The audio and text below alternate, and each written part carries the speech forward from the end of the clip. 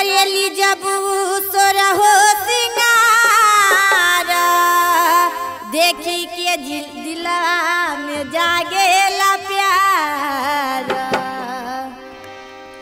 करेली जब सोरहो सिंगार देखी के दिला में जागेला प्यार।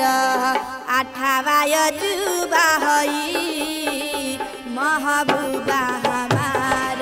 आठावा अजूबा हई महबूबा हमार।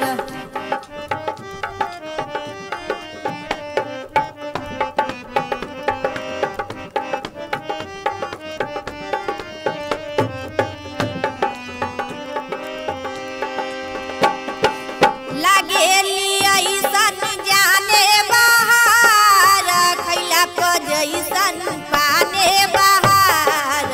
अठावा अजूबा हई महबूबा हमार। अठावा अजूबा हई महबूबा हमार।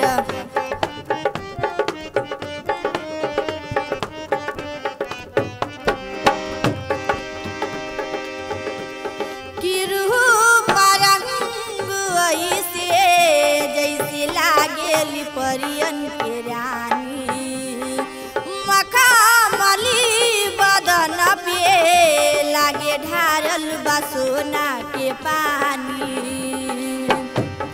किरूप रंग ऐसे जैसे लागेली परियन के रानी मखमली बदन पे लागे ढारल बा सोना के पानी।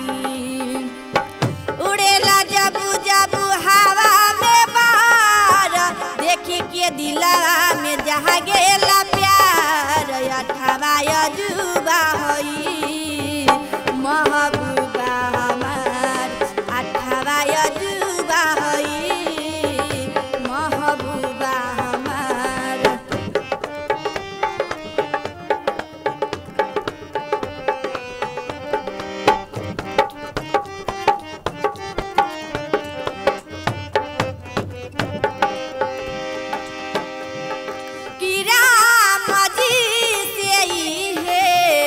अब हम सुबह शाम कहतानी कि दिल में घर बना के रह लेवे के दुनू परानी।